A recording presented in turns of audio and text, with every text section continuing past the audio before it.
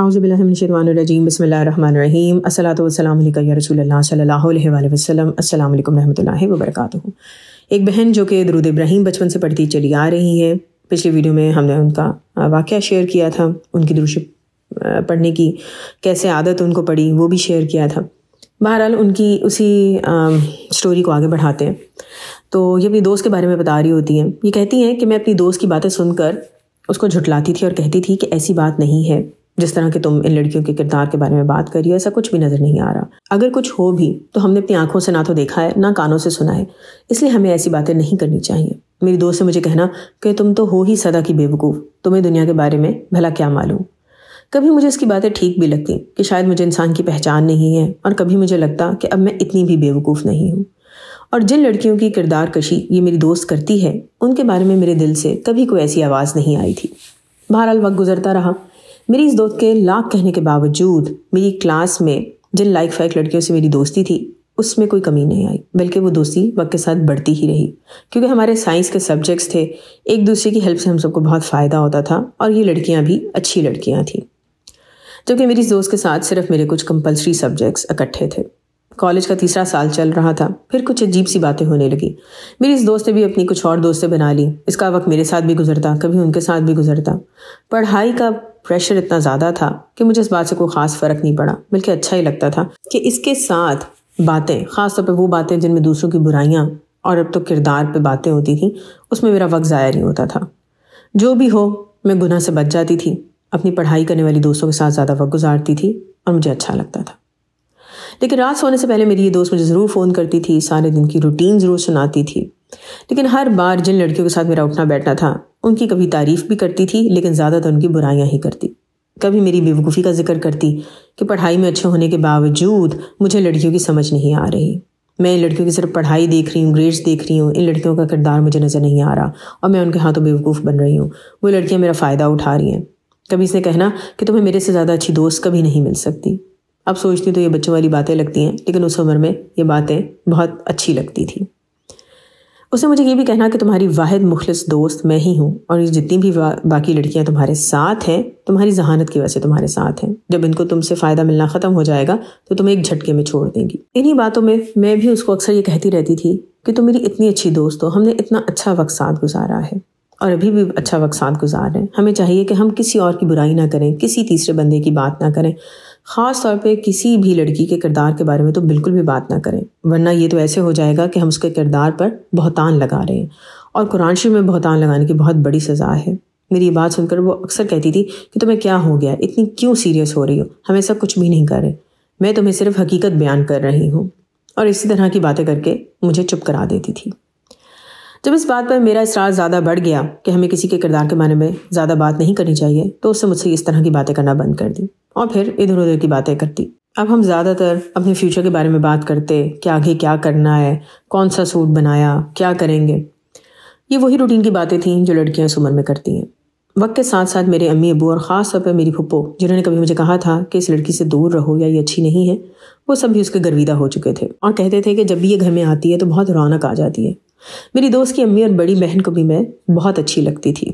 میری دوست مجھے خود بتاتی تھی کہ میری امی اور بڑی بہن مجھے تمہاری مثالیں دیتی ہیں کہ میں تم سے سیکھوں، ذرا کم بولوں یا سوچ سمجھ کے بولوں۔ ہم ہنسی مذاق میں یوں ہی باتیں کرتے۔ کالج کا آخری سال چل رہا تھا، ہمارے گروپ میں ایک لڑکی جس سے میری کافی اچھی دوستی تھی، اس نے مجھ سے ایک دن اس بات کا اظہار کیا کہ اسے میں بہت اچھی لگتی ہوں اور وہ اپنے بڑے بھائی کا رشتہ میرے سے کروانا چاہتی ہے۔ یہ بات سن کر مجھے کچھ عجیب سا بھی لگا، لیکن اچھا بھی لگا، اور میں نے یہ سوچا کہ کیا واقعی میں اتنی اچھی ہوں کہ میرے لیے کوئی اس طرح سوچے۔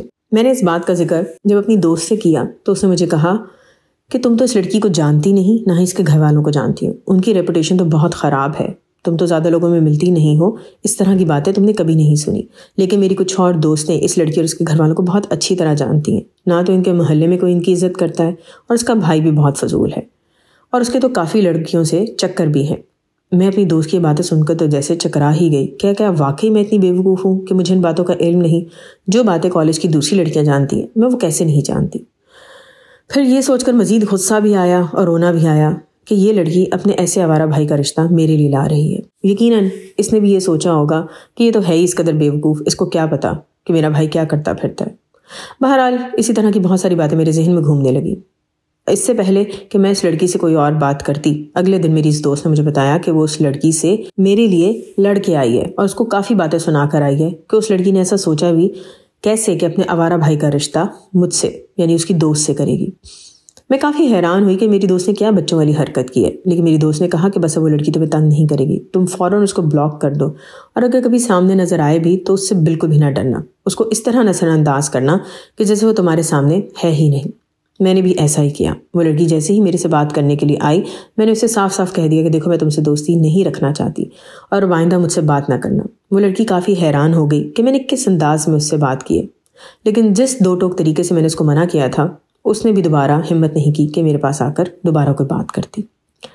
ہماری کچھ کامن دوستیں بھی تھیں، ان لڑکیوں نے مجھے کہا کہ تمہیں کیا ہو گیا ہے، اس لڑکی سے اس طرح کیوں سلوک کر رہی ہو، لیکن میں نے خود انہیں کہہ دیا کہ مجھے اس بارے میں کوئی بات نہیں کرنی، اگر مل کے پڑھائی کرنی ہے تو ہم صرف پڑھائی کی بات کریں گے، ورنہ ہر کوئی اپنے اپنے راستے پہ جائے۔ میرا یہ انداز ان دوستوں کے لیے نیا تھا، بہرحال بات وہیں ختم ہو گئی۔ کچھ عرصے کے بعد میرے ایک سبجیکٹ کی پروفیسر نے مجھے بلایا، ادھر ادھر کا حال پوچھنے کے بعد انہوں نے مجھ سے کہا کہ اپنی امی کا نمبر دے دو، میں ان سے کچھ بات کرنا چاہتی ہوں۔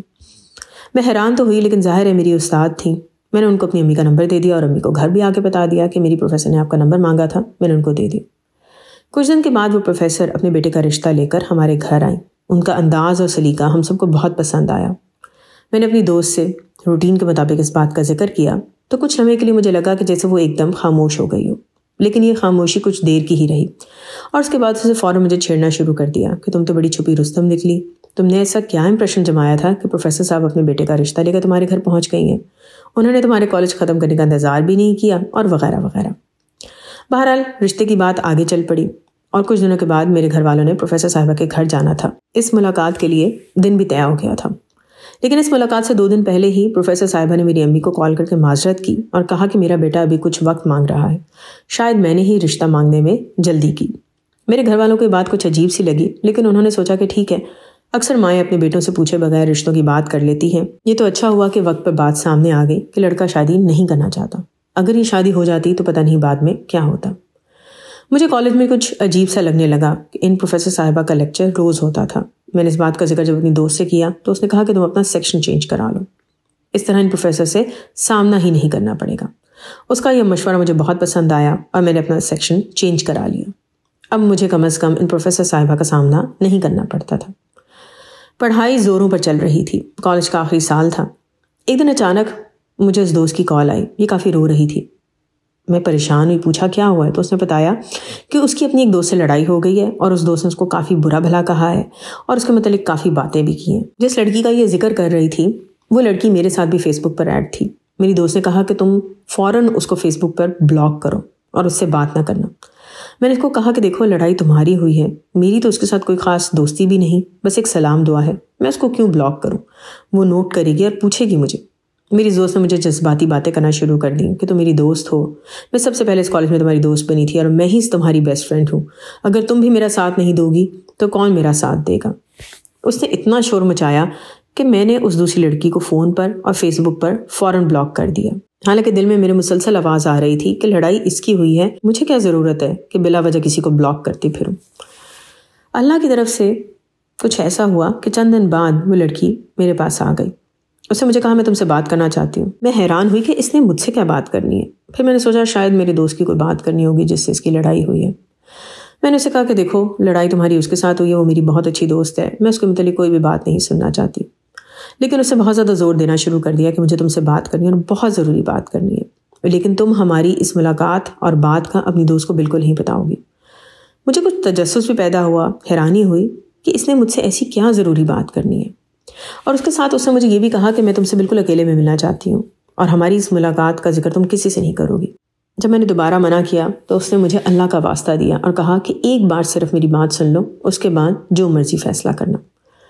اس کے اتنے اصرار کو سن کر میں نے اسے کہا کہ ٹھیک ہے کل بتاؤں گی۔ گھر آ کر میں نے اپنی پھوپھو سے جن سے میری دوستی بھی تھی ان کو ذکر کیا تمام معاملے کا، تو انہوں نے کہا کہ ٹھیک ہے تم اس کو گھر بلا لو۔ میری امی نے بھی یہی مشورہ دیا۔ میں نے اس لڑکی کو فون پر ان بلاک کیا اور کہا کہ تم کل میرے گھر آ جانا۔ اگلے دن اپنی باجی کے ساتھ وہ لڑکی ہمارے گھر موجود تھی، میری امی بھی وہیں بیٹھی تھی کہ آخر ایسی کیا بات ہے۔ تھوڑی دیر میں پھوپھو بھی آ گئی۔